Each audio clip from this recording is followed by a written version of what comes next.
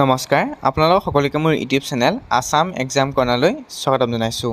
SAT ডিলেটৰ 2024 বৰ্ষৰ যি entrance exam আছে সেয়া ছেপ্টেম্বৰ মাহত অনুষ্ঠিত হ'ব।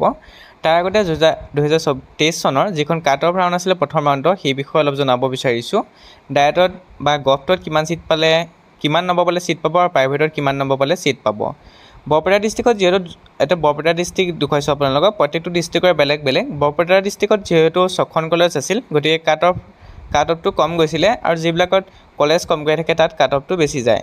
এতিয়া আপোনালোকৰ ডায়েট বৰপেটা হাউলি ইয়াত আপোনালোকৰ ইউ আৰ কেটেগৰীত 58 গৈছিলে, অৰ্থাৎ প্ৰথম ৰাউণ্ড এডমিশ্যন হোৱাৰ পিছত 58ৰ পৰা আপোনালোকৰ কি দিয়া হৈছিলে, ষ্টুডেণ্টবোৰক এডমিশ্যন দিয়া হৈছিলে 19 ৰেংকৰ তলৰখিনিক। OBC ক্ষেত্ৰত তেনেকৈ 41 পাইছিলে, যিসকলে তেওঁলোকক দিয়া হৈছিলে 41ৰ পৰা আপোনালোকৰ ষ্টাৰ্ট হৈছিলে ছেকেণ্ড ৰাউণ্ডত। তাৰপিছত ST হিলছত আছিলে, ST প্লেনৰ 48ৰ পৰা ষ্টাৰ্ট হৈছিলে, SC 49.50 তেনেকৈ গভটো আৰম্ভ হৈছিলে।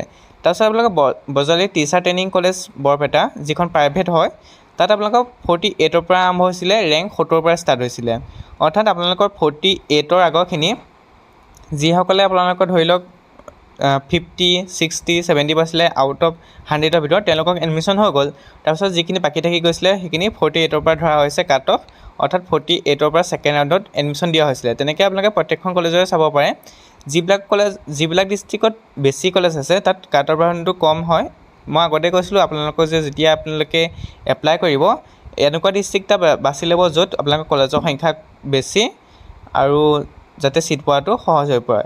গতিকে আপোনালোকে চাব পাৰে কাট অফ ৰাউণ্ডটো কিমান গৈছিলে। 100ৰ ভিতৰত 50 পোৱাৰো ছিট পাইছিলে, 46 পোৱাৰো ছিট পাইছিলে, তাৰপিছত আপোনালোকৰ 48, 44, 39 পোৱাৰো ছিট পাইছিলে। গতিকে য'ত কলেজ বেছি থাকে তাত ছিট পোৱাটো সহজ হৈ পৰে। তেনেকৈ UR ছায়েন্সৰ আৰ্টছৰ বেলেগ বেলেগ দিছিলে, দেখিছে আপোনালোকে চাব পাৰে। ভিডিঅ'টো পজ কৰি আপোনালোকে চাব পাৰে কোনে কিমান নম্বৰ পাইছিলে। গতিকে আপোনালোকে যদি ছিট পাব বিচাৰে বৰপেটা ডিষ্ট্ৰিক্টত, তেতিয়াহ'লে আপোনালোকে ইমান নম্বৰ কেৰি কৰিব লাগিব যাতে আপোনালোকৰ ছিট পোৱাটো সহজ হৈ পৰে। এইটো নহয় যে আপোনালোকে কাট অফ মাৰ্কটো চাইহে এণ্ট্ৰেঞ্চ দিব। আপোনালোকে মেক্সিমাম 100ৰ ভিতৰত 70-80 পাম বুলি এটা টাৰ্গেট কৰি ল'ব। তেনেকৈ আপোনালোকৰ দেখিছে BTC চেঙা এখন আপোনালোকৰ গভট হয়। যিখিনি BTC লিখা আছে, ডায়েট লিখা আছে, এইখিনি হৈছে গভট।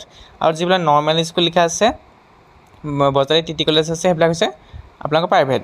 এতিয়া দৰঙত চাব, দৰঙত 2খন কলেজ আছে, 2খনে আপোনালোকৰ গভট হয়। তাত কাট অফ মাৰ্ক দেখিছে 62, অৰ্থাৎ দেখিছে য'ত কলেজ কম থাকে তাত কাট অফটো বেছি যায়। BTC দলগাঁৱত আপোনালোকৰ 66, গতিকে কাট অফটো বেছি। আপোনালোকে বহুত কথা জানিবলগীয়া আছে, আপোনালোকৰ এইখিনি পিছৰ পৰ্যায়ত ক'ব যেতিয়া এক্সামটো হৈ যাব। এক্সাম হৈ যোৱাৰ পিছত যেতিয়া ৰিজাল্ট আহিব তেতিয়া আপোনালোকে সকলো কথা গম পাই যাব, কেনেকৈ এপ্লাই কৰা হয়, ক'ত পঢ়িব পাৰিম। আপুনি যদি যিটো ডিষ্ট্ৰিক্টত এপ্লাই কৰিছে সেইটো ডিষ্ট্ৰিক্টতে পঢ়িব লাগিব, বেলেগ ডিষ্ট্ৰিক্টত এপ্লাই কৰিব নাই। সকলো আপোনালোকে পিছৰ পৰ্যায়ত জানিব। মাথো মই আপোনালোকৰ কিমান নম্বৰ এটা কেৰি কৰিলে ছিট পোৱাৰ সম্ভাৱনা থাকে সেইটো মই 2টা ডিষ্ট্ৰিক্টত দেখুৱাই দিলোঁ। এতিয়া আপোনালোকৰ প্ৰাইভেট কলেজবিলাকত আপোনালোকৰ এডমিশ্যন ফিজটো কিমান সেইটো জনাবৰ কাৰণে মই বজালী TT কলেজক লৈছোঁ। বজালী TT কলেজৰনো কিমান প্ৰাইভেট ফিজ সেইটো আমি জানিম। আপোনালোকৰ বাকী যিবিলাক কলেজ আছে প্ৰাইভেট কলেজ, তাতো আপোনালোকৰ এডমিশ্যন ফিজটো ছেমেই হয়, ইমান বেছি নহয়, মাত্ৰ অলপ হেৰফেৰ থাকে, কম থাকে।